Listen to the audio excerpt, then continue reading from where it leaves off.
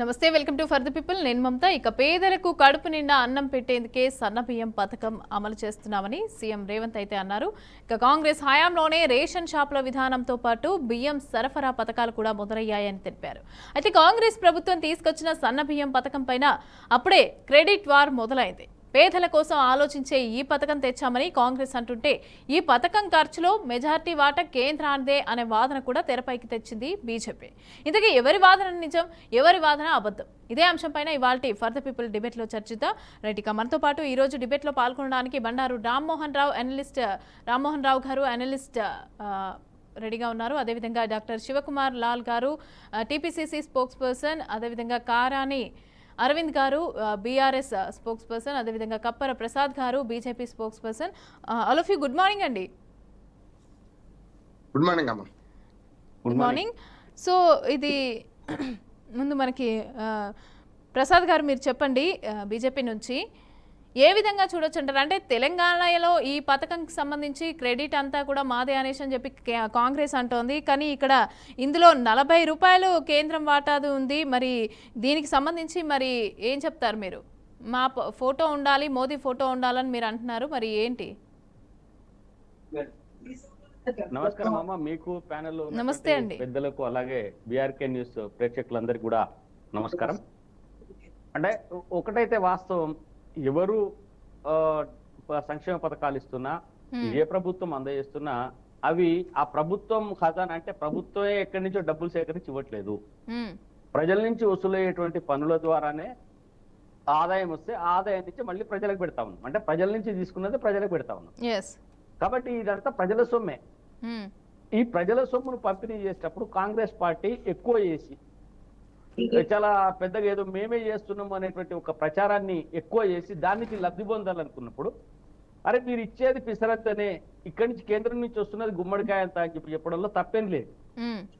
గతంలో ఎప్పుడు అంటే ఈ ఈ కార్యక్రమాల నిర్వహణ ఇంత పెద్ద ఎత్తున అట్టాసం చేసి వాళ్ళ ఇళ్లలో పోయి భోజనం చేయాలని ఈయన్నే ఇస్తున్నాడు బియ్యం రేవంత్ రెడ్డి. ఇది ఇదివరకు ఎవడు ఇయ్యలేదా బియ్యం? అంటే ఈ ప్రచారం దానితో పెద్ద ఎత్తున లబ్ధి పొందాలనుకున్నప్పుడు అరే మీ లబ్ధి కాదు మేము కూడా ఉన్నామని చెప్పుకోవడంలో తప్పులేదు కదా. కాబట్టే దీంట్లో ఖచ్చితంగా ఎట్లయితే కాంగ్రెస్ పార్టీ ఇక్కడి ముఖ్యమంత్రి రేవంత్ రెడ్డి గారి ఫోటో పెట్టినారో, కేంద్రం నుంచి అత్యధిక వాటా వస్తుంది కాబట్టి నరేంద్ర మోదీ గారి ఫోటో కూడా పెట్టండి అని చెప్పి డిమాండ్ చేస్తా ఉన్నాం. మళ్ళీ తప్పేముంది? ఎవరి ఫోటో లేకున్నా మేమే ఇస్తున్నాము మేమే చేస్తున్నాము అని చెప్పి బీజేపీ చెప్పట్లేదు కదా. పోనీ అక్కడ పోయి చెప్తున్నప్పుడు కూడా ఆ ప్రజల నుంచి ఉద్దేశించి వీళ్ళు ప్రసంగిస్తున్నారు. అక్కడికి పోయి ఎమ్మెల్యేలు పోయి షాపుల దగ్గర ఓపెనింగ్లు చేస్తున్నారు, మంత్రులు పోయి హడావిడిలు చేస్తున్నారు. ఏదో కొత్త పథకాన్ని రేవంత్ రెడ్డి గారు ప్రవేశపెట్టినట్లేదు. ఆయన మస్తిష్కంలో నుంచే పేద ప్రజలకు సంక్షేమం కోసం ఆలోచన వచ్చినట్టుగా చేస్తా ఉన్నాడు. ఇది ఎన్టీ రామారావు గారు ఇడిసిపోయినటువంటి చెప్పుల్లో కాళ్ళు పెట్టి నడుస్తున్నాయి ప్రభుత్వాలు అప్పటి నుంచి ఇప్పటిదాకా.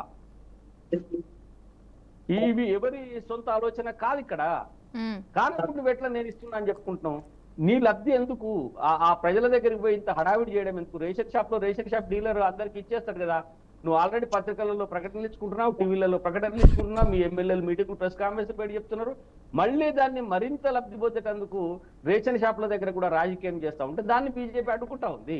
ఈ రాజకీయం సరికాదు, ఇందులో మేము కూడా ఇస్తున్నాం కాబట్టి మాకు కూడా ఇలా నరేంద్ర మోదీ గారి ఫోటో కూడా ఉండాలనడంలో తప్పు లేదనేది నాకు అనిపిస్తా ఉంది. ఓకే, అదేవిధంగా కారణి అరవింద్ గారు మీరు చెప్పండి, బీజేపీకి సంబంధించి ఈ విధంగా అంటున్నారు. అంటే మాది ఎక్కువగా ఉంది కాబట్టి మా ఫోటో అనేది ఉండాలి, మాకు సంబంధించి అక్కడ మెన్షన్ చేయాలి అని అంటున్నారు. మరి మీరేమంటారు కాంగ్రెస్ ఈ పథకంకి సంబంధించి? మేడం, ముందుగా మీకు ప్యానెల్లో ఉన్నటువంటి పెద్దలందరికీ మంచినీళ్ళ దండాలు మేడం, నమస్కారాలు. నమస్తే అండి. ఇవాళ తెలంగాణ రాష్ట్రంలో జరుగుతున్నటువంటి పరిణామాలన్నీ కూడా మీరు క్షుణ్ణంగా గమనిస్తా ఉన్నారు. దాంట్లో భాగంగా తెలంగాణ ప్రజలందరూ కూడా ఇంకా ఎక్కువ గమనిస్తా ఉన్నారు ఏం జరుగుతా ఉన్నది క్షేత్రస్థాయిలో అనేటువంటి విషయాన్ని తెలంగాణ ప్రజలు మాత్రం గ్రహిస్తా ఉన్నట్టు. ఇవాళ రేవంత్ రెడ్డి గారు కొత్తగా కొలువుదీరినటువంటి ప్రభుత్వం ఏర్పడ్డ 16 నెలల నుంచి అన్ని కూడా డైవర్ట్ పాలిటిక్స్ చేస్తూ ఈ రాష్ట్రంలో జరుగుతున్నటువంటి పరిణామాలని దారి మళ్లించేటువంటి పనిలో ఆయన రకరకాల అంశాలని తెరపైకి తీసుకొస్తూ ఇవాళ వాస్తవానికి 40% ఏమో కేంద్ర ప్రభుత్వం, ఇవాళ 10% ఏమో రాష్ట్ర ప్రభుత్వం ఈ సన్న బియ్యానికి పెడుతున్నటువంటి పరిస్థితి ఉన్నది అనేటువంటి విషయాన్ని చాలా స్పష్టంగా చెప్తున్నటువంటి నేపథ్యం ఉంది. అదే వాస్తవం.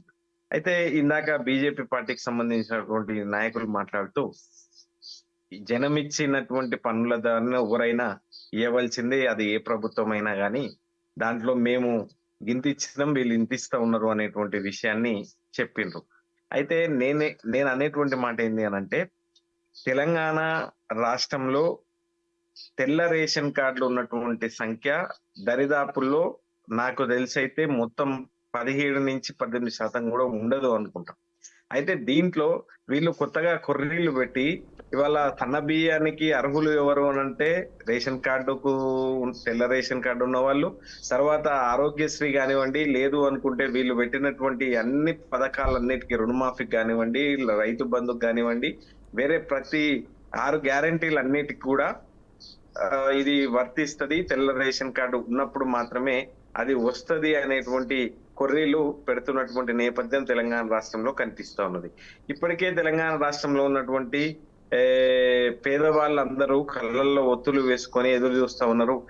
దాదాపు 4-5 సార్లు అప్లికేషన్లు పెట్టుకున్నారు. మాకు ఎప్పుడు తెల్ల రేషన్ కార్డులు వస్తాయి అనేటువంటి విషయాన్ని లోపల వాళ్ళు కూడా ఎదురు చూస్తా ఉన్నారు. కాబట్టి ఇవాళ ఈ రేపు ఇస్తున్నాం మాపిస్తున్నాం అని చెప్పి మభ్య పెడుతున్నటువంటి రేవంత్ రెడ్డి గారి సర్కారు ఇస్తారా ఇవ్వరా? కొత్త రేషన్ కార్డులు ఇస్తారా ఇవ్వరా?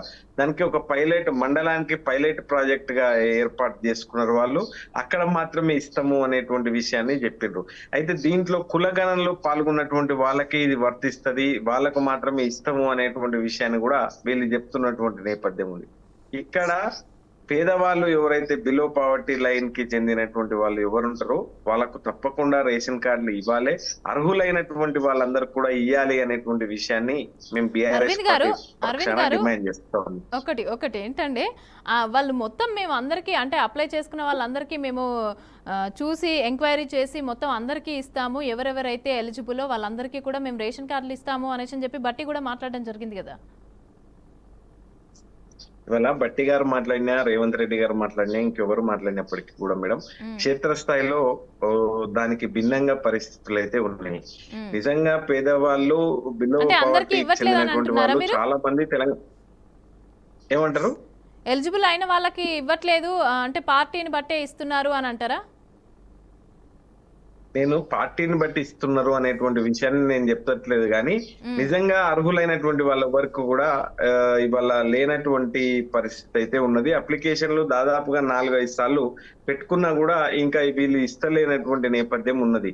అయితే దీనికి ఈ పథకాలన్నీ కూడా తెల్ల రేషన్ కార్డులు ఉన్నటువంటి వాళ్ళకు మాత్రమే వర్తిస్తాయి అనేటువంటి విషయాన్ని కూడా చెప్పిండ్రు. కాబట్టి చాలా మంది పేదవాళ్ళందరూ కూడా కళ్ళల్లో ఒత్తులు వేసుకొని ఎదురు చూస్తా ఉన్నారు. మాకు ఎప్పుడు వస్తుంది ఈ రేషన్ కార్డులు, మేము ఎప్పుడు ఈ పథకాలన్నిటికీ కూడా అర్హులైతాము అనేటువంటి విషయాన్ని వాళ్ళు ఎదురు చూస్తా ఉన్నారు. కాబట్టి ఇకనైనా సరే సంక్షేమం పైన అభివృద్ధి పైన గత 16 నెలల నుంచి ఏం జరిగింది అని అంటే ఈ రాష్ట్రానికి అప్పుల కుప్పగా మార్చినటువంటి నేపథ్యం ఉన్నది. ఈ 16 నెలల కాలంలోనే 1,58,000 కోట్ల రూపాయల అప్పు తీసుకొచ్చి దరిదాపుల్లా రోజుకు 333 కోట్ల రూపాయల అప్పు చేసినటువంటి ఈ ప్రభుత్వం సరే మరి ఏం చేసింది అంటే ఒక పెండింగ్ ప్రాజెక్టు పూర్తి చేయలేదు, కొత్త ప్రాజెక్ట్ కి శ్రీకారం చుట్టలేదు, ఒక సంక్షేమ అభివృద్ధి కార్యక్రమం చేపట్టలేదు. కాబట్టి ప్రజలందరూ కూడా వాళ్ళ డొమైన్ లో ఉన్నాయి, వాళ్ళు ఇప్పటికే అర్థం చేసుకున్నారు, అవగతం చేసుకున్నారు, ఏది రాయి ఏది రత్నము అనేటువంటి విషయాన్ని అర్థం చేసుకున్నారు. కేసీఆర్ గారు మీరు ఎక్కడున్నారు, మీరైతేనే ఈ రాష్ట్రానికి శ్రీరామ రక్షసుమ అనేటువంటి విషయాన్ని తెలంగాణ రాష్ట్రంలో ఉన్నటువంటి అన్ని వర్గాల ప్రజలందరూ కూడా చెప్తున్నటువంటి నేపథ్యం ఉంది మేడం.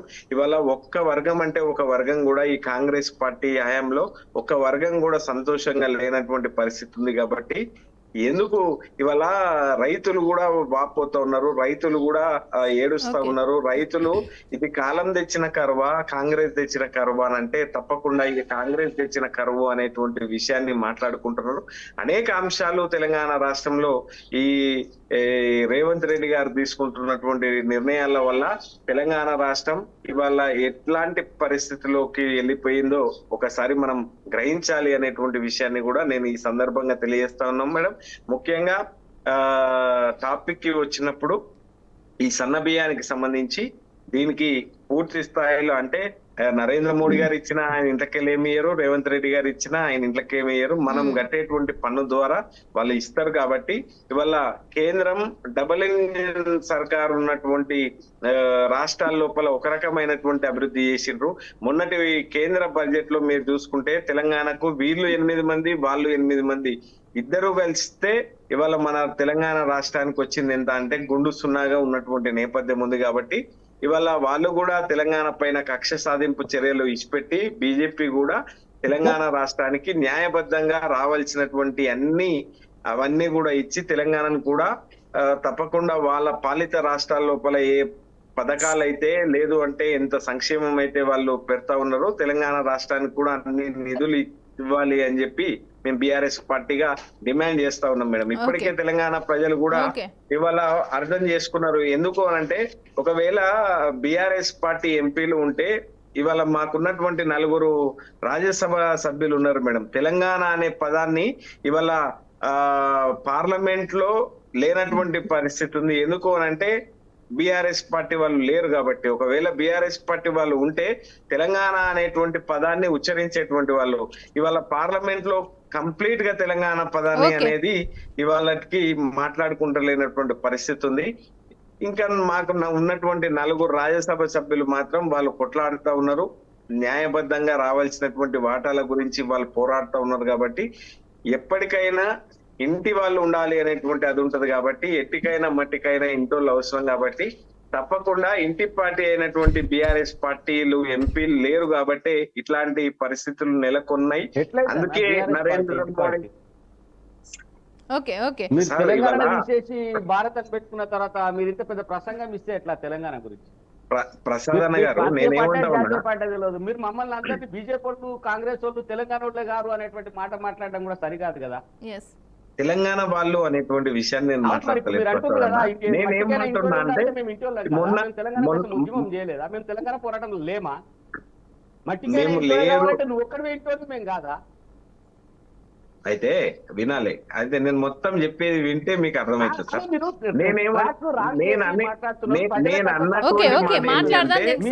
తెలంగాణ ఉద్యమంలో సకల జనుల సంపన్న వర్గాలు 4 కోట్ల మంది తెలంగాణ ప్రజలందరూ కొట్లాడితే తెలంగాణ రాష్ట్రం వచ్చింది. నేను అనేటువంటి విషయం ఏమి అంటే మొన్న నేను అదే విషయం చెప్తున్నా కదా. కొట్లాడలేదు. మీరు మీ పార్టీ నుంచి తెలంగాణ తీసేసి తెలంగాణ చేసింది మీరు. ఇది ప్రాంతీయ పార్టీ, జాతీయ పార్టీ నేను చెప్పినటువంటి మాట మీకు అర్థమైతే లేదు సార్. దయచేసి నేను ఏమంటున్నా అంటే చెప్పింది కదా, ఇంటికైనా మట్టికైనా ఇంట్లోనే ఉండాలి అన్నావు. అంటే మేము ఇంట్లో నేనేమంటున్నా సార్ నేను అనేటువంటి మాట ఏంటి అంటే మీకు అధిష్టానం ఢిల్లీలో ఉంటది, కాంగ్రెస్ పార్టీ వాళ్ళకు అధిష్టానం ఢిల్లీలో ఉంటది. అయితే మీ ప్రజలు మీ పార్టీని మొత్తం రాష్ట్రాలని తిరస్కరిస్తే ఎక్కడ దిక్కు లేకపోతే మళ్ళా తెలంగాణకు వచ్చి పరిమితమైనరు. మీరు కూడా తెలంగాణ తీసేసి భారత రాష్ట్ర సమితి పెట్టుకున్నారు. సార్ దయచేసి సార్ నేను అనేటువంటి మాట మీరు మొత్తం వినన మాట్లాడాలి, లేకుంటే చేస్తున్నాము. అయితే బియ్యం మీద డిస్కషన్ లో భాగంగానే నేను చెప్తున్నా సార్. కేంద్రం నుంచి మన రాష్ట్రం నుంచి బీజేపీ ఎంపీలు తెలంగాణ విషయం మాట్లాడలేరా? కాంగ్రెస్ ఎంపీలు తెలంగాణ నుంచి తెలంగాణ విషయం మాట్లాడలేరా? కాంగ్రెస్ సార్ మరి వచ్చినటువంటి ప్రసాద్ గారు, అరవింద్ గారు ఇద్దరు ఆగండి. ప్రసాద్ గారు అరవింద్ గారు ఆగండి. దీని గురించి మాట్లాడదాం. మనం పథకాల గురించి మనం దీనికి సంబంధించి మాట్లాడదాం. మనం తెలంగాణ ఉద్యమం దానికి సంబంధించి కాదు, టాపిక్ డైవర్ట్ చేయొద్దు. సో దీనికి సంబంధించి మీరు ఇద్దరు కూడా మాట్లాడారు. అదేవిధంగా మన రామ్మోహన్ రావు గారు కూడా మాట్లాడాలి. దీనికి సంబంధించి అందరం మాట్లాడాలి. అందరూ డిస్కస్ చేస్తేనే డిబేట్. ఓకే, రామ్మోహన్ రావు గారు మీరు చెప్పండి. విన్నారు కదా, ఇటు ప్రసాద్ గారు మాట్లాడింది, అరవింద్ గారు మాట్లాడింది విన్నారు కదా. మీరేం చెప్తారు యాజ్ ఏ అనలిస్ట్ గా? ప్రజలకు ఇది ఎంతవరకు కరెక్ట్ అంటారు? ఇది దీనికి సంబంధించి బీజేపీ కాంగ్రెస్ గొడవ పడుతూనే ఉన్నాయి. ఒక దగ్గర కొన్ని ప్లేస్లలో కూడా రభస అనేది జరుగుతుంది, అంటే గొడవలకు దిగుతున్నారు. అయితే దీనికి సంబంధించి ఏ విధంగా చెప్తారు మీరు? మమత గారు, మీకు అట్లాగే బీఆర్కే న్యూస్ ప్రేక్షకులకు, ఈ ప్యానెల్ లో ఉన్న మిత్రులు కప్పర ప్రసాద్ గారు, కర్ణి అరవింద్ గారు, శివకుమార్ లాల్ గారు, అందరికి నమస్కారం. నమస్తే అండి. శ్రీరామ శుభాకాంక్షలు. నిన్న అయిపోయింది కానీ అందరు మరొకసారి చెప్పుకోవాలి, అందరు మిత్రులే కనుక. ఇక్కడ ఏమైందంటే దున్నపో తినిందంటే దూడను కట్టేయని రానట్టున్నది. ఇప్పుడు వాళ్ళ ఆవు కథలు వాళ్ళు చెప్పుకుంటున్నారు తప్ప ప్రసాద్ గారు మంచి ఎంట్రీతో మొదలు పెట్టారు. కపర ప్రసాద్ ఏంటంటే ఈ సొమ్ము అంతా ప్రజలదే, ఎవరిది కాదు, ఎవరి ఇంట్లోకి వెళ్ళిస్తలేదు. ఇవ్వరు కూడా, ఎందుకు ఇస్తారు? రేవంత్ రెడ్డి గారు ఒకసారి అమెరికాలో మాట్లాడుతూ ఎవరి ఇంట్లోకి ఎవరు ఇయ్యరు, అన్ని మేమే ఇస్తాం అని అంటాం, కానీ ఎవరు ఇయ్యరు, ప్రజల సొమ్మే, అసలు ప్రజలు మేము మోసం చేస్తుంది మేమే అని కూడా ఒక సందర్భంలో చిట్ చాట్ లో మాట్లాడారని, ఏది ముఖ్యమంత్రి కాకముందు చెప్తారని. అందుకని వాస్తవం మనం అర్థం చేసుకోవాలి. అరవింద్ గారు చెప్పినా ఎవరు చెప్పినా ప్రజల సొమ్ము ప్రజలకు వస్తాం. ఈ పంచే క్రమంలో ఎవరి వాటా ఎంత అనే సమస్య. ఇప్పుడు మన బియ్యం గురించి మాట్లాడుతాను, వాళ్ళ చెప్పులు నేను కాలు పెట్టాను. తెలంగాణ ఏంది, ఎవరు తెచ్చారు, ఎవరు ఇచ్చారు, ఇవన్నీ పక్కన పెడితే ఈ బియ్యం గురించి మాట్లాడతాను. మొట్టమొదటిగా ఈ సంక్షేమ పథకం మొదలైంది. మొట్టమొదటిగా ఆహార భద్రత అనే చట్టం మొన్న 2013లో వచ్చింది, కానీ అంతకుముందు నెహ్రూ గారి హయాంలోనే PDS, పబ్లిక్ డిస్ట్రిబ్యూషన్ సిస్టమ్ అని మొదలైంది. అందులో ఆనాడు ఉన్న పరిస్థితుల్లో ఆహార కొరత ఉండేది, ఆహార ధాన్యాల కొరత ఉండేది, చాలా కష్టం ఉండేది. 62లో చైనాతో యుద్ధం వచ్చింది, 65 పాకిస్తాన్ తో యుద్ధం వచ్చింది, 71లో మనకు బంగ్లాదేశ్ మళ్ళీ ఆవిర్భావం, అప్పుడు పాకిస్తాన్ తో యుద్ధం వచ్చింది. 3 యుద్ధాలు చవి చూసినాం. అప్పుడు ఏమైందంటే ఉన్న సరుకుల్ని ఎట్లా పంచుదామని PDS సిస్టమ్ మొదలైంది. దీనికి చరిత్ర అది. తర్వాత మెల్లమెల్లగా మనకు ఆహార ధాన్యాల సమృద్ధిని సాధించడం, సస్య విప్లవం, హరిత విప్లవం సాధించడం, దాంతో సమృద్ధిగా వచ్చినాయి. వచ్చిన తర్వాత కూడా పేదరిక ఆకలితో ఎందుకు తెచ్చుకోవాలని సుప్రీంకోర్టుకు తీర్పిచ్చింది. ఏమనంటే, బుద్ధి లేదా మీకు, బఫర్ స్టాక్ అనే పేరు మీద 3 సంవత్సరాలకు సరిపడా ఆహార ధాన్యాలను మీరు ఓడలు నిల్వ చేస్తున్నారు, గోడౌన్లో నిల్వ చేస్తున్నారు. అవి వానకి తడిసి ఎండకి ఎండిపోతున్నాయి, ముక్కి పట్టిపోతున్నాయి.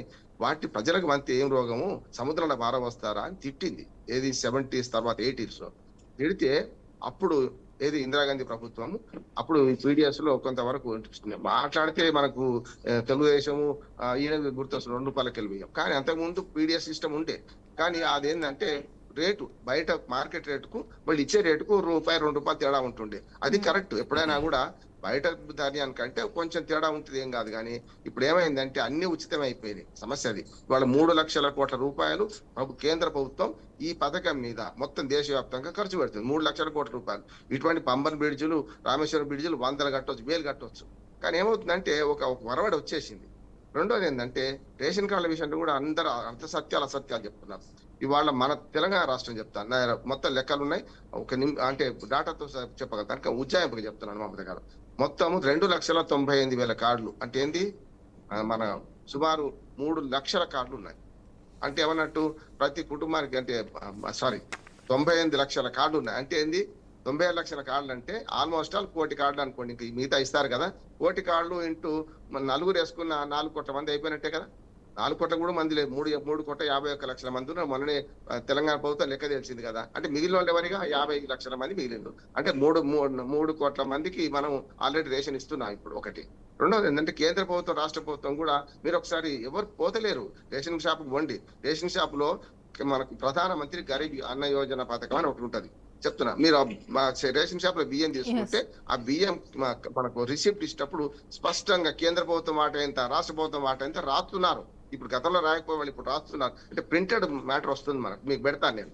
అంటే ఇప్పుడు 3,51 లక్షల మంది ప్రజలు ఉంటే 3 కోట్ల మందికి పెన్షన్ మనం ఇస్తున్నాం. ఇంతకుముందు కన్నా అరవింద్ గారు 10% మించలేం కాదు.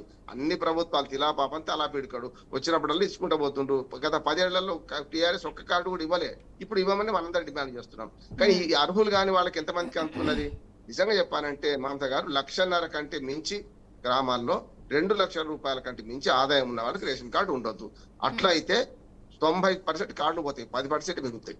మరి తీసే ధైర్యం దమ్ము వీళ్ళకి అందరికి ఉన్నదా? అంటే ఈ పథకాలన్నీ ఏంటంటే అనుచిత ఉచితాల బీఆర్ఎస్ హయాంలో చాలా వరకు రేషన్ కార్డులు కొంతమంది తీసేసిన రోజులు కూడా ఉన్నాయి. తీసేసిన తర్వాత ఇవ్వలేదు ఒకటి, ఇప్పుడు తీసేసేద్దాం ఎవరికి లేదంటున్నాను. 30 ఎకరాల ఆసాములకు, అడ్వకేట్లకు, డాక్టర్లకు వీళ్ళు తెల్ల కార్డు తీసుకుంటారు. దానికి కారణం చెప్తాను నేను. తెల్ల కార్డు పేరే ఉంటది కానీ వీళ్ళు పోరు, తెచ్చుకోరు బియ్యం. అందుకని ఇవన్నీ అవాస్తవాలు మాట్లాడుతున్నారు. తెచ్చుకోరు, బియ్యం తెచ్చుకోరు. మొన్నటి దాకా దొడ్డు బియ్యం ఇచ్చారు. ఆ దొడ్డు బియ్యంలో పెద్ద కుంభకోణం. నేను ఖమ్మంలో ఒక సర్వే చేసినామమ్మా మేము, మాతో గారు. క్షేత్రస్థాయిలో ఈ బియ్యం గురించి మాట్లాడితే చాలా కుంభకోణాలు పెడతామంటే, వాళ్ళు ఏం చేసేవాళ్ళు అంటే, అప్పుడు ₹2 కిలో బియ్యం ఉండే, బయటకు పోయి 20 కిలోల బియ్యం ఆయన కుటుంబానికి ₹40 ఇచ్చిండు, 20 కిలోలు జోకిస్తున్నాడు. పక్కనే వాడు బావమరిది దుకాణం ఉంటది, బియ్యం కొనబడును అమ్మబడును అని.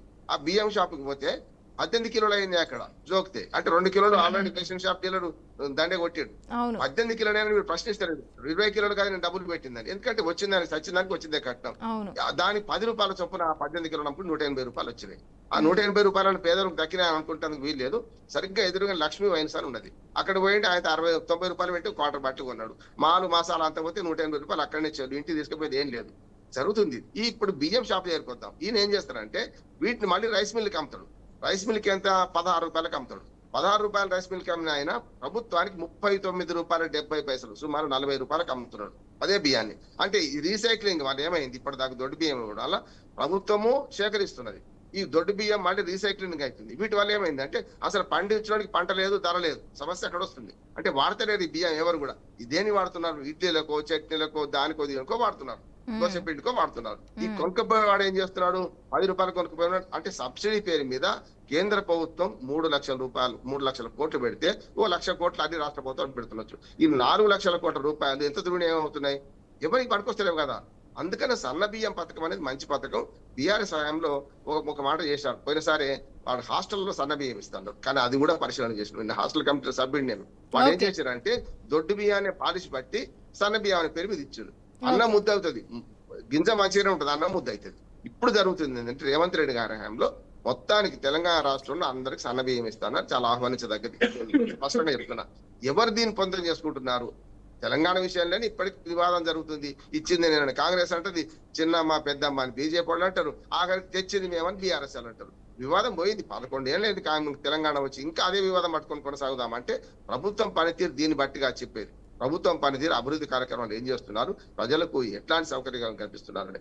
అసలు రాజధర్మాన్ని విడిచిపెట్టి వీళ్ళ అనుచిత ఉచితాల మీద చర్చలు జరుగుతుంటే ఇప్పుడు కొత్తది కాదమ్మా మమత గారు. మన నిర్మలా సీతారామన్ గారు నిజామాబాద్ జిల్లా కామారెడ్డిలో పోయి పెద్ద గొడవ చేసింది. డబ్బులు మాయి, డబ్బులు కాదు మీ ఎందుకు పెట్టారని చెప్పి. అసలు ఫోటోలు పెట్టుకునే సంస్కృతి ఎందుకు కావాలి? రేవంత్ రెడ్డి ఫోటో పెట్టొద్దు, మోడీ ఫోటో పెట్టదు నేను అంటున్నాను. మీ ఫోటోలు ఏందంటున్నాను. ఇప్పుడు దాని గురించే కదా మొత్తం గొడవ అంతా. ఇప్పుడు ఫోటో గురించే కదా గొడవ అంతా. మొత్తం తీసేయాలండి మమత గారు. దీనికి పరిష్కారం ఒకటే, అందరి ఫోటోలు తీసేద్దాం. ఏమైతుంది? ప్రభుత్వం తెలంగాణ రాష్ట్ర ప్రభుత్వం, భారత ప్రభుత్వం, కేంద్ర ప్రభుత్వం, రాష్ట్ర ప్రభుత్వం రెండింటిని ఫోటో తీసేయాలంటారు కదా. అంతే కదా. ఇప్పుడు మీరు అంతేందుకు ఆఖరికి ఆంధ్రప్రదేశ్ లో జగన్మోహన్ రెడ్డి గారు పట్టేదారు పాస్పోర్ట్ మీద ఫోటోలు వేసుకున్నాడు. ఆఖరికి హద్దురాల మీద బొబ్బని వేసుకున్నాడు. అక్కడికి వచ్చిన మన బతుకు. అందుకని నేను ఏమంటున్నాను, అందరూ ఒక నిర్ణయం తీసుకోండి. ఈ ఫోటోలు మాది పెట్టలేదు అన్నది మొత్తం ఫోటోలు తీయమనండి. ఒడిచిపోతుంది, దొల్లి ఒడిచిపోతుంది. అంతే రేషన్ షాప్ కొన్ని రాష్ట్రాల్లో అయితే రేషన్ షాప్ సరుకులు ఇంటింటికి సప్లై అంటే ఇప్పటికే అనుచిత ఉచితాలు ఎక్కువైనాయి. వాడు ఇంటి దాకా పోయి అంటే అరటి పండు నోట్లో వలిచి పెట్టడం అనేది గతం సామెత మమత గారు. అరటి పండు నోట్లో వలిచి పెట్టడం, వీడు తిని వాడి నోట్లో ఉంచాలి. ఈ మాట అంటున్నాను, పరిశ్రమగా ఉంటున్నాను. అంటే ఏమవుతుందంటే పథకాలు తప్పు కాదు, ఈ పథకాలను పరిమితం చేయాలంటున్నాను. 1-2 కాదు. ఆటో వాళ్ళకు 10,000, 2500 మహిళలకు. అంటే చేతికి ఎముక లేకుండా వీడు ప్రయత్నిస్తుంటే అభివృద్ధికి ఒక్క రూపాయి మిగులుతలేదు. వాళ్ళు అప్పులు చేసి ప్రతిరోజు పరగడిపే. అసలు అనుచిత ఉచితాల మీద పార్టీలను ఆత్మ పరిశీలన చేసుకోవాలి. అందరూ మోసం చేస్తున్నారు ప్రజలు, అన్ని పార్టీలు మోసం చేస్తున్నాయి. కొన్ని రేవడీలకు వ్యతిరేకమైన మోడీ గారు అదే పని చేస్తున్నారు. ఒక మాట అమ్మ, రేవడీలకు వ్యతిరేకమైన మోడీ గారు ఢిల్లీలో అడ్డగోలు హామీలు ఇచ్చేసిండు.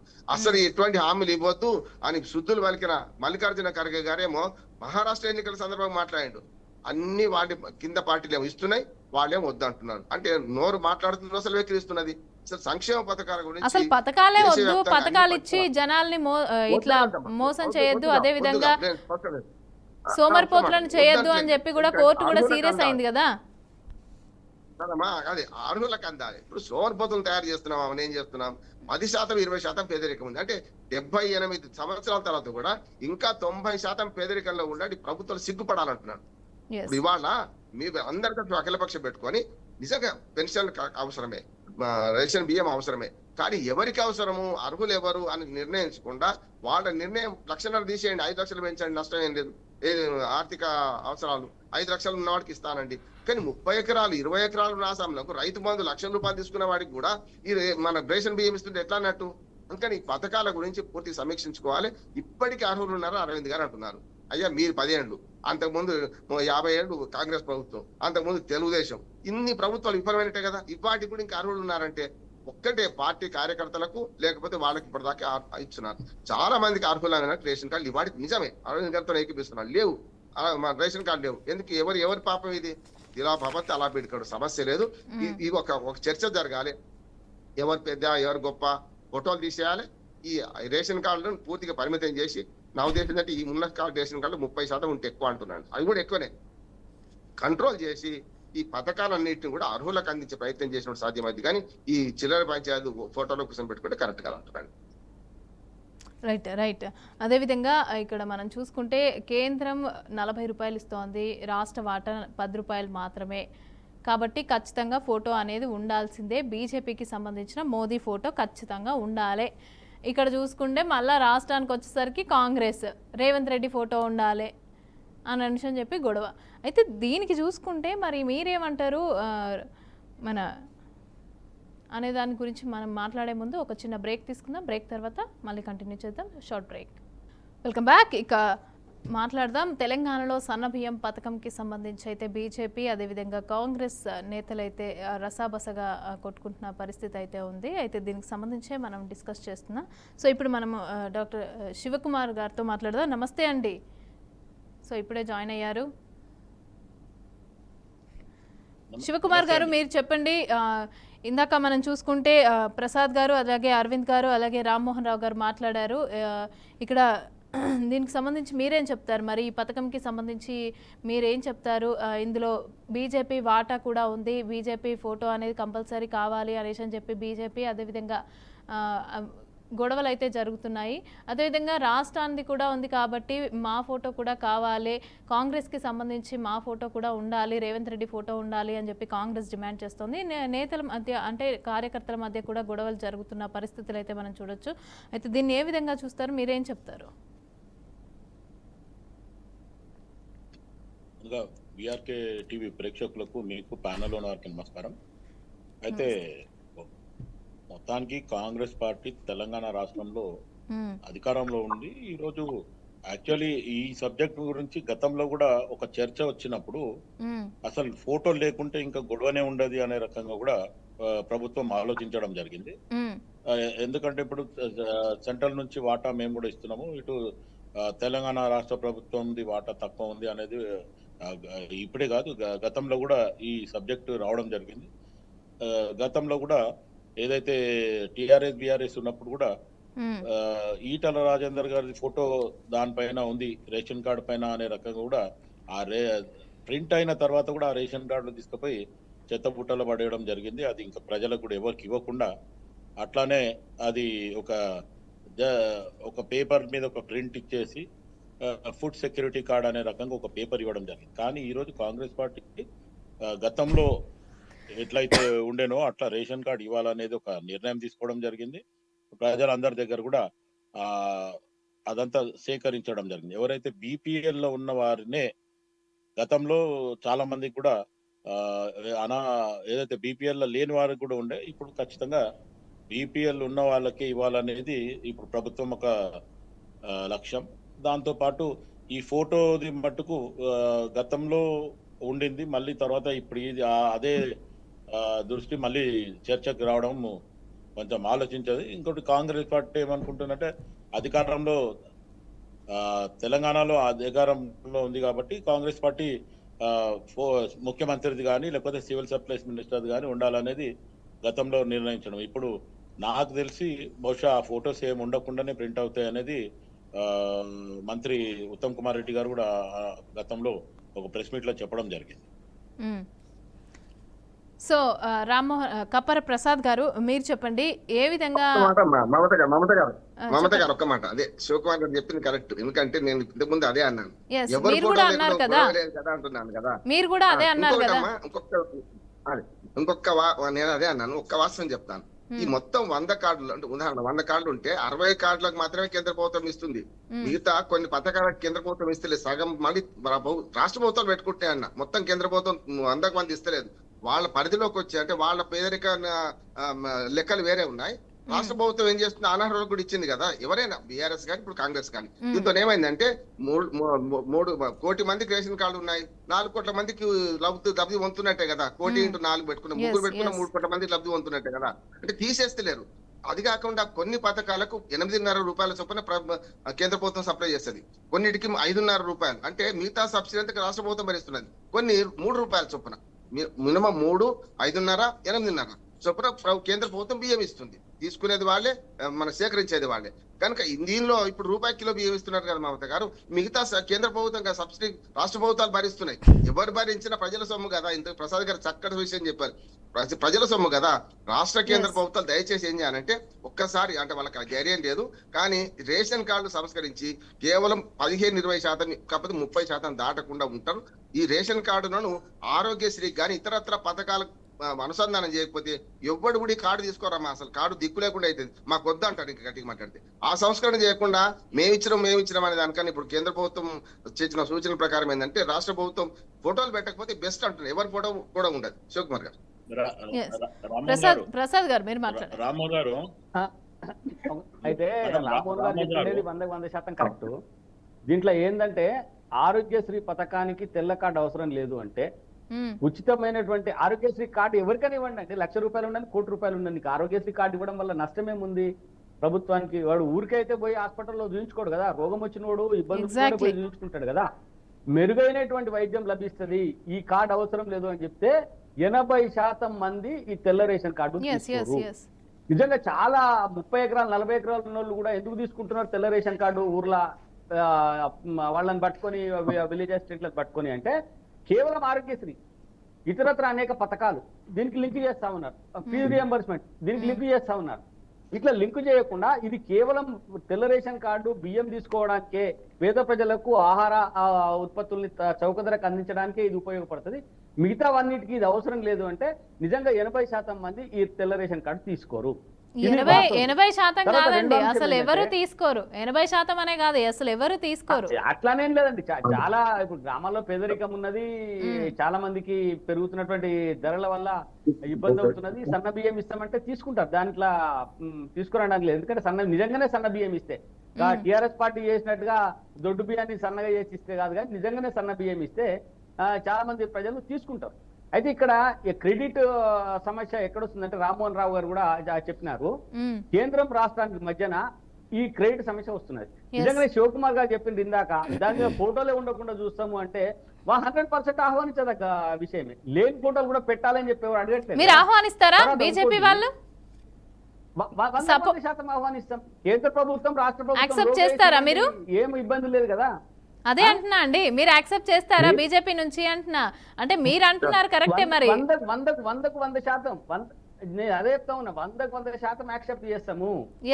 ఇక్కడ క్రెడిట్ అనేది కేంద్ర ప్రభుత్వం, మోదీ గారు 1,00,000 సార్లు చెప్పిండ్రు ఈ ప్రభుత్వం అనేది కేంద్ర ప్రభుత్వము. అందుకని ఆయన చెప్పింది గతంలో పెట్టినట్టుగా పేరు పెట్టుకోరు మోదీ గారు. ప్రధాన మంత్రి ఆవాస్ యోజన అంటారు, లేకపోతే ప్రధాన మంత్రి సడక్ యోజన అంటారు. అంటే ప్రధానమంత్రి ఎవరుంటే వాళ్ళకి వర్తిస్తుంది కదా. ఒక వ్యక్తి పేరు పెట్టడం వల్ల పథకాలకు సమస్య అనుకున్నప్పుడు ప్రధానమంత్రి ఆవాస్ యోజన, ప్రధానమంత్రి సడక్ యోజన ఇట్లాంటివి పెడుతున్నారు కదా. అయితే అంటే ఇక్కడ పార్టీకి సంబంధించి కూడా కనిపిస్తుంది అని అంటున్నారు కదా, పార్టీ పేరు కూడా అక్కడ వస్తుంది అనేసి అని చెప్పని అంటున్నారు కదా. ఒక ప్రధాని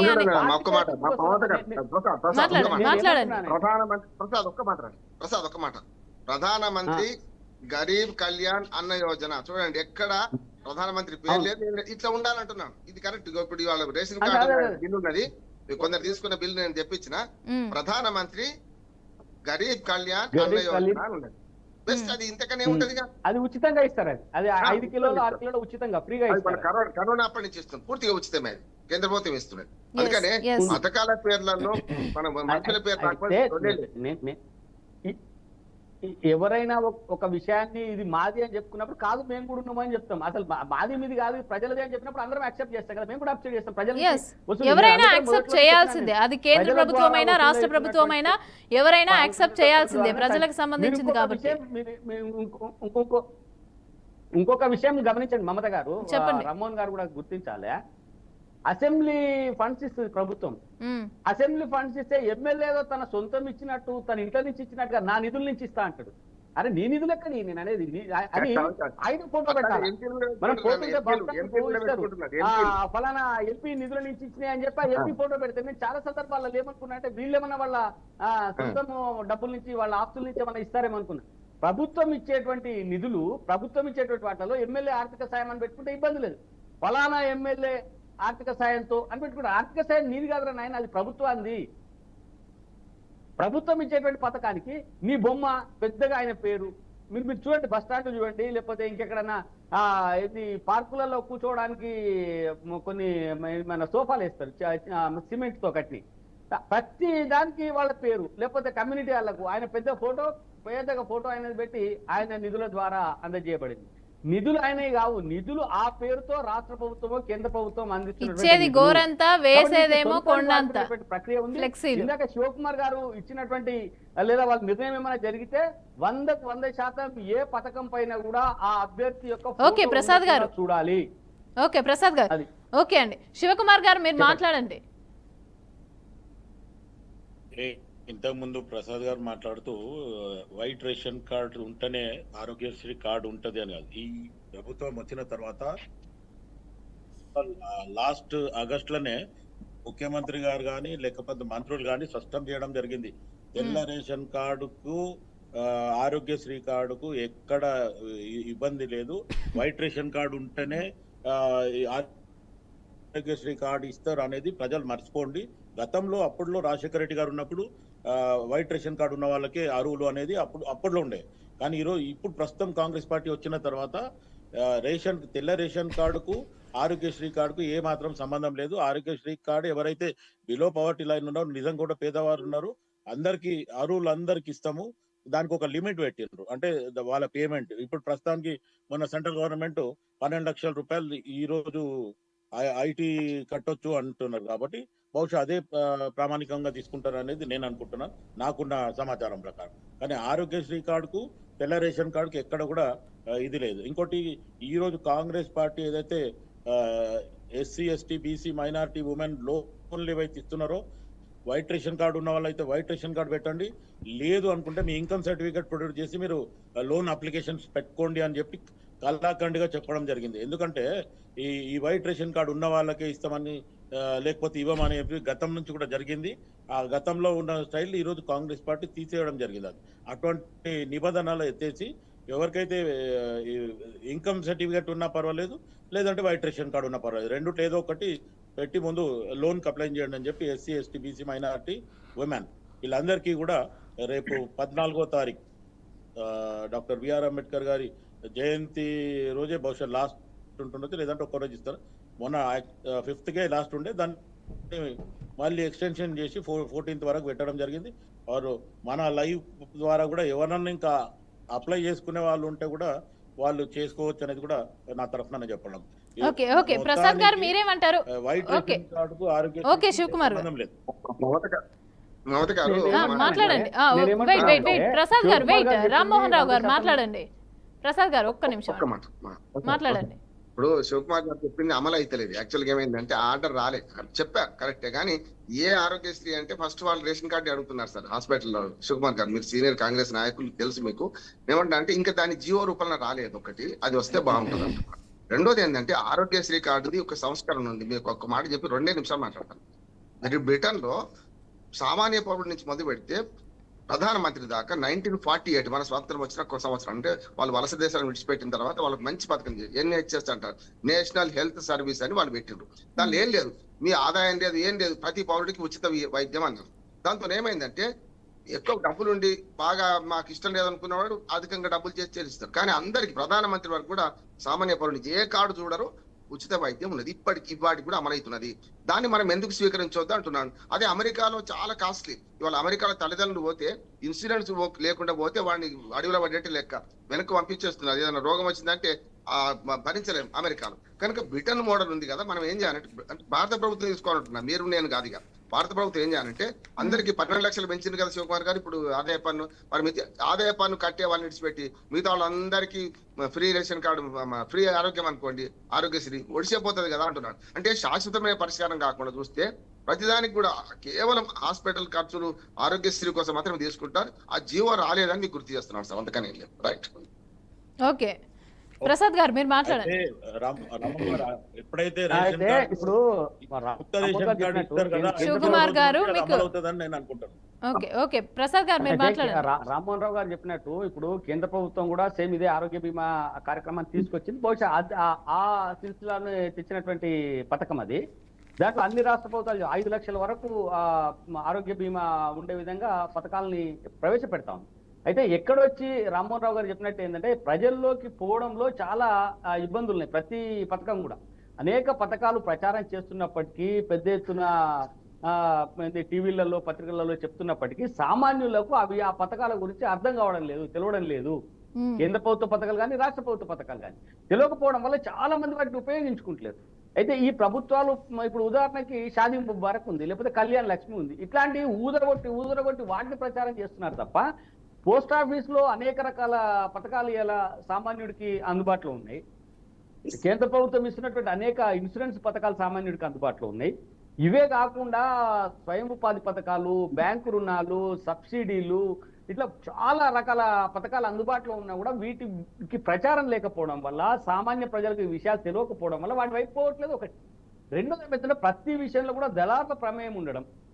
ప్రతి వ్యక్తి ఈ పథకాలని అడ్డం పెట్టుకొని బ్యాంకర్ దగ్గర, ఇప్పుడు ఉదాహరణకి నేను చెప్తాను, కొద్దిగా ముద్రా లోన్లు ఉన్నాయి. ముద్రా లోన్ చాలా ఈజీగా ఇవ్వాలా, కానీ తీసుకొని పోతే బ్యాంకర్ ఇవ్వట్లేదు, రిజెక్ట్ చేస్తా ఉన్నాడు. నేను ఇవ్వను అంటున్నాను. అసలు ఇవ్వను అనడానికి వీలే లేదు. ఖచ్చితంగా అప్లికేషన్ పెట్టుకుంటే వాడు ముద్రా లోన్ ఇవ్వాలి. ఇవ్వకపోతే నేను ఒక బ్యాంకర్ ను చూసినా బతిమలాడి రైతులకు వ్యవసాయ రుణాలు ఇస్తా ఉన్నాను. ఎందుకయ్యా అంటే టార్గెట్ ఉంది, నువ్వు 40% వ్యవసాయ రుణాలు ఇవ్వాల్సిందే నీ బ్యాంక్ లో అని టార్గెట్ ఉన్నప్పుడు రైతులను పట్టుకుంటున్నాడు ఆయన, ఇస్తానని చెప్పి.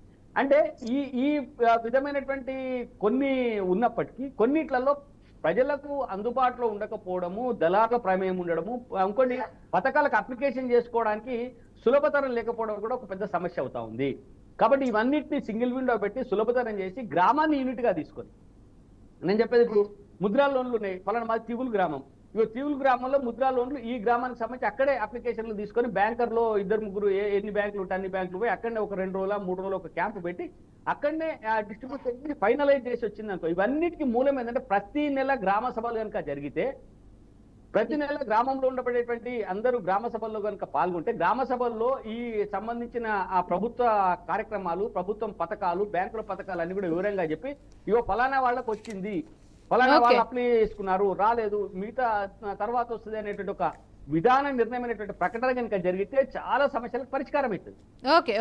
దురదృష్టవశాత్తు ఏంటంటే గ్రామ సభలు అన్ని కూడా కాగితాల్లో జరుగుతలేవు అంటే ఖచ్చితంగా జరుగుతున్నాయి. కాగితాల్లో అక్కడికి గ్రామ పంచాయతీ దగ్గరికి వచ్చినటువంటి 5-10 మందితో అప్పటికప్పుడు సంతకాలు పెట్టించుకోవడం, పూర్తయిందని చెప్పి ప్రకటించుకోవడం జరుగుతూ ఉంది. కాబట్టి ఇలా కాకుండా ప్రజాప్రతినిధులు బాధ్యతగా గ్రామ సభల్ని ఖచ్చితంగా ఏర్పాటు చేయాలి. దానికి అందరూ పోవాలి, అధికారులు అందరూ పోవాలి, పోతే పరిష్కారం అవుతుందని నా ఉద్దేశం. ఓకే, శివకుమార్ గారు మీరు. ప్రసాద్ గారు రామకృష్ణకి కూడా చెప్తాను, గతంలో ఎవరైతే టిఆర్ఎస్ ఉన్నప్పుడు స్వయాన్ కేసీఆర్ గారిని నేను కలిసి రాతపూర్వకంగా చేయడం జరిగింది. ఒక రిక్షా కార్మికుడు లేదా ఒక అటెండర్ నుంచి ఒక ముఖ్యమంత్రి వరకు ఒకవేళ ప్రభుత్వ ఆసుపత్రుల్లో కనుక వాళ్ళు ట్రీట్మెంట్ చేసుకుంటే ఈరోజు ఏదైతే ప్రభుత్వ హాస్పిటల్ అన్ని కూడా మెరుగైతాయి, ప్రజలకు మంచి సేవ అందుతుంది అనేది గతంలో కేసీఆర్ గారు తొలి ముఖ్యమంత్రి కాగానే ఇమీడియట్ గా ఆయన కలిసి ఇవ్వడం జరిగింది. అది ఎప్పుడు కూడా ఆయన 10 సంవత్సరాలు ఉన్నప్పుడు ఎప్పటినైనా దిగిపోయే వరకు కూడా ఎప్పుడు కూడా ఆయననే ప్రైవేట్ హాస్పిటల్స్ ని ప్రమోట్ చేసిండు. అదే అదొకటి. రెండోది ఏదైతే మొత్తానికి తెలంగాణలో ఎంతమంది అయితే ఎమ్మెల్యేలు ఉన్నారో వాళ్ళ కాన్స్టిట్యున్సీలా ఒక కాన్స్టిట్యున్సీ ఎమ్మెల్యేకి అక్కడ ఒక ఆఫీస్ ఉండాలా. ఎందుకంటే డిస్టిక్లో అంతా వచ్చి హైదరాబాద్ అని ఎమ్మెల్యే క్వార్టర్స్ లో అక్కడిక్కడ ఉంటున్నారు, ఊర్లకే వీళ్ళంతా రావడం అవుతుంది. అయితే ఆ కాన్స్టిట్యున్సీలా ఒక ఆఫీస్ అనేది ఉండి ఈ ఎమ్మెల్యే కానీ మంత్రి కానీ ఖచ్చితంగా అక్కడ పోయి ఉండి ప్రజలకు అందుబాటులో ఉండి ఒక్కొక్క వాళ్ళ నియోజకవర్గంలో ఒక్కొక్క డివిజన్లో ఒక్కొక్క రోజు అనే కార్యక్రమం పెట్టుకుంటే కూడా బాగుంటుంది అని చెప్పి కూడా గతంలో ఇవ్వడం జరిగింది. అయితే ఇప్పుడు ప్రస్తుతానికి ఉన్న ముఖ్యమంత్రి కూడా అదే సేమ్ మళ్ళీ రివ్యూ చేయడం జరిగింది. ఒకవేళ అవసరం అయితే అది జరుగుతుంది అనేది కూడా నేను అనుకుంటున్నాను. ఒకటి అదే చెప్తాను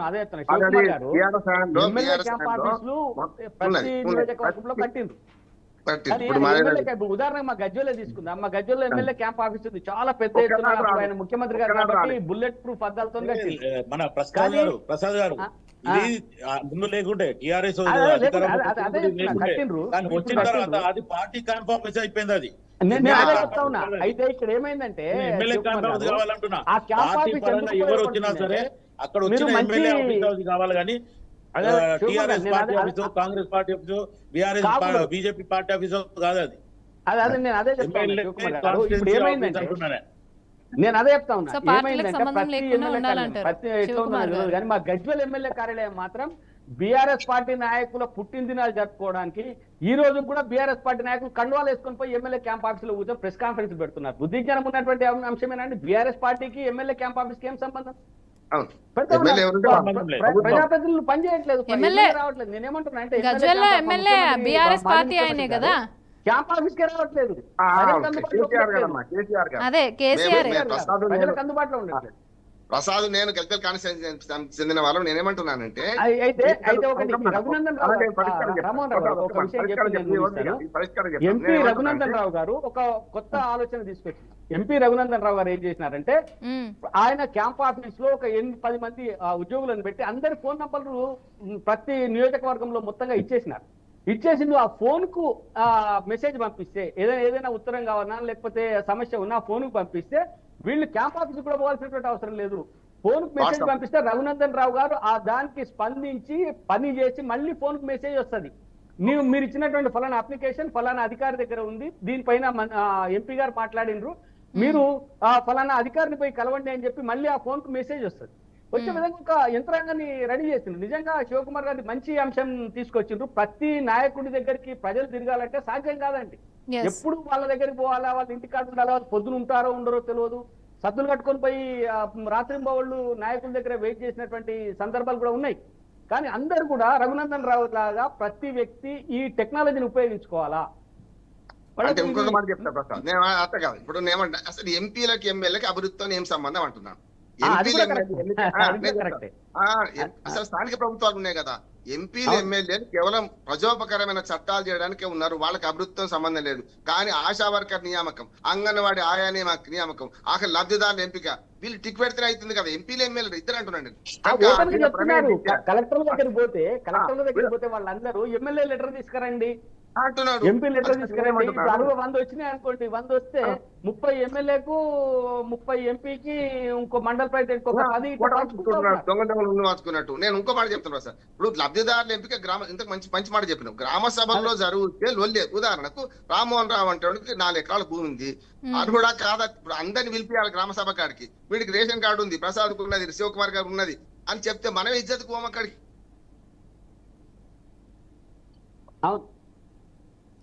గ్రామ సభలు లేకపోవడం, గ్రామ సభలు నిర్వీర్యం కావడం కూడా చాలా సమస్య. ఇల్లు లేని వాడికి మొదలు పెట్టి, భూమి లేని వాడికి మొదలు పెట్టి వరుసగా ఇచ్చిన అనుకుందాం, పెద్దలు అక్కడికి రాడు కూడా. కన్క్లూడ్ చేద్దాం, టైం లేదు. బయట పెట్టి సో కన్క్లూడ్ చేద్దాం, టైం లేదు. దీనికి సంబంధించి మాట్లాడండి. ఒక విషయం అండి, మొత్తం దేశంలోనే గ్రామ సభలో జరగాలి. రామారావు గారు చెప్పాలా, మొత్తం దేశంలోనే చెక్ పవర్ ఉండేటువంటి ఏకైక నాయకుడు గ్రామ సర్పంచ్ అండి. మిగతా ఎవరికి ఎమ్మెల్యేకు, ఎంపీకి, మంత్రికి, ముఖ్యమంత్రికి కూడా చెక్ పవర్ లేదు. ముఖ్యమంత్రి కూడా సీఎస్ దగ్గర చెక్ శాంక్షన్ చేయించుకోవాలి. కేవలం చెక్ పవర్ ఉండే ఏకైక నాయకుడు గ్రామ సర్పంచ్. ఇలా సర్పంచ్లకు విలువలేదు. సర్పంచ్ పోయి చేతులు కట్టుకొని నిలబడాలా, లేకపోతే ఎమ్మెల్యే దగ్గరనో, ఎంపీ దగ్గరనో, మండల ప్రెసిడెంట్ దగ్గరనో బతిమలాడుకొని ఫండ్ తెచ్చుకోవాలి. నువ్వు గ్రామ పరిపాలన అనేది, గ్రామ స్వరాజ్యం అనేది కనుక స్పష్టంగా గ్రామ పంచాయతీ పూర్తి అధికారాలు ఇచ్చి గ్రామ సభలు నిర్వహించి గ్రామ సభల ద్వారా పంపిణీ జరిగితే మీరు అనేది ఏది ఉన్నదండి. ఖచ్చితంగా అందరికీ ఇది ఎవరు తెస్తున్నారో తెలుస్తుంది, ఎవరు ఇస్తున్నారో తెలుస్తుంది, ఎవరి పోతున్నాయో కూడా తెలుస్తుంది. ఇప్పుడు నువ్వు గతంలో రాజశేఖర రెడ్డి గారు ముఖ్యమంత్రిగా ఉన్నప్పుడు సేమ్ ఇదే ఆరోగ్యశ్రీ విషయంలో లాస్ట్ లో శివకుమార్ గారు మీరేమంటారు దీనికి సంబంధించి?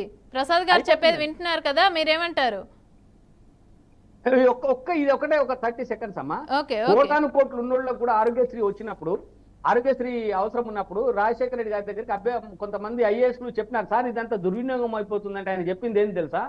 వానికి 100 కోట్లు ఉంటే ఏందమ్మా, 200 కోట్లు ఉంటే ఏంది, వాడు నీ దగ్గరకు వచ్చి అమ్మ అని చెప్పి బిచ్చం అడుగుతున్నప్పుడు వాడు భిక్షబాడి గారితో సమానం కదా, ఏసేయి అన్నాడు. అంటే వాడికి మనిషిలో ఉండాలి కదా, వాడికి ఎన్ని 100 కోట్లు ఉంటే ఏం లాభం? వాడు నీ దగ్గరకు వచ్చి ఆరోగ్యశ్రీ కార్డు పట్టుకొని అమ్మ నాకు కావాలి అంటే ఏసేయి. నువ్వు ఎవరికి కోతలు పెట్టకంటే ఆరోగ్యశ్రీలో వేసేయండి అని చెప్పి అట్లనే అప్పుడు ప్రభుత్వ మన ప్రైవేట్ ఆసుపత్రులు కూడా నిధులు కూడా విడుదలైంది. సరే అట్లా 20% దుర్వినియోగం కావచ్చు, కాలేదని చెప్పట్లేదు. రాజశేఖర గారు చెప్పిన మంచి పని ఏంటంటే, రాజశేఖర గారు మంచి ట్యాక్స్ రిలేటెడ్ పార్టీ చేరుకున్నారు.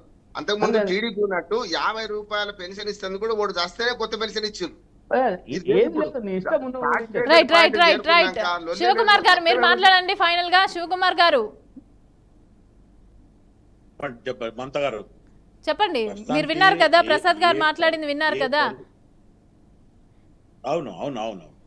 అయితే మీరేమంటారు మరి? గతంలో రాజశేఖర రెడ్డి గారి ప్రభుత్వంలో 108 గానీ ఆరోగ్యశ్రీ గానీ కొన్ని పథకాలు ప్రజలకి నిజంగా కూడా ఎవరైతే నిరుపేదలు ఎవరైతే ఉన్నారో వాళ్ళకి అందుబాటులో ఆ సేవలు వచ్చినాయి.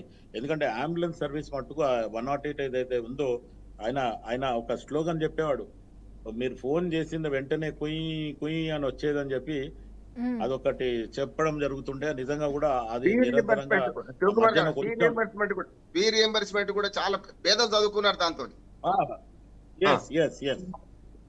ఫీజు రియంబర్స్మెంట్ కానీ లేకపోతే చాలా పథకాలు అప్పట్లో పేదలకు నిజంగా అర్హులైన వాళ్ళకి ఎవరికైతే ఉందో, ఇప్పుడు ఇంతకుముందు ప్రసాద్ గారు అన్నట్టు డెహి అని వచ్చినప్పుడు ఖచ్చితంగా ఇచ్చేయని చెప్పిండు అంటే అది ఒక మంచి మనసున్న వ్యక్తి అన్న. అక్కడ మిగతా ఏం జరిగింది అనేది వేరు ఆలోచిస్తే, అంటే ప్రజలకి పేదవారికి నిజంగా అనుకున్నట్టు జరిగితే బాగుంటుంది. ఇంకోటి ఇప్పుడు ప్రస్తుతానికి ఎమ్మెల్యేలు కానీ ఎంపీలు కానీ ఎవరైనా సరే బ్యూరోక్రసీ 10 సంవత్సరాల మొత్తానికి చాలా అంటే చాలా కాంప్లికేషన్ గా జరిగిపోయింది. అసలు ఒక అధికారి పని చేయాలంటే మొత్తానికి ఎమ్మెల్యే కానీ ఎంపీ కానీ మంత్రి కానీ లేకపోతే ముఖ్యమంత్రి కనుసంధానంలో ఉండాలనేది ఒక నిర్ణయం అయింది. ఐఏఎస్ ఐపీఎస్ ఆఫీసర్లు వాళ్ళందరూ చదివి వాళ్ళు నిర్ణయం అనేది కట్టుదిట్టంగా ఉంటే చాలా అంటే చాలా బాగా. ఇంకోటి నేను మమతా గారు ఇది ఒక మీ దృష్టికి తీసుకురావాలనుకున్నా. మొన్న రీసెంట్ ఫోన్ బనే నానా పాటేకర్ గారిది ఒక ఆర్గనైజేషన్ అండి, మహారాష్ట్రలో కొన్ని కేడాగావులు అనే రకంగా తీసుకొని ఆయన ఏ ప్రజలకు ఏం అవసరం అనే రకంగా చేసిండే. ఒకసారి మన రామోహన్ గారు మీరు కూడా చూడండి, ప్రసాద్ గారు, ఏది నానా పాటేకర్ది ఒక ఆర్గనైజేషన్ ఉంది మహారాష్ట్రలో.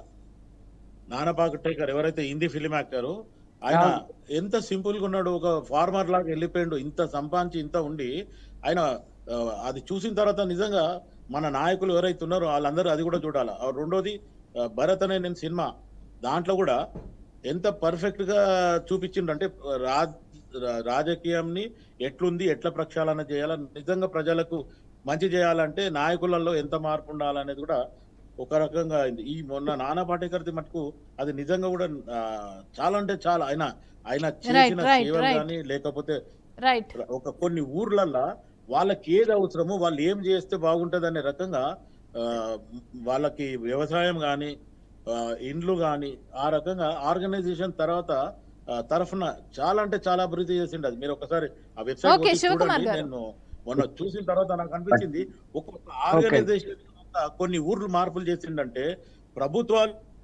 నిజంగా చిత్తశుద్ధితోని అధికారులు ప్రభుత్వం కనుక చేస్తే ఇంకా ఎంత బాగుంటది అనేది కూడా మనం ఆలోచించాల్సింది.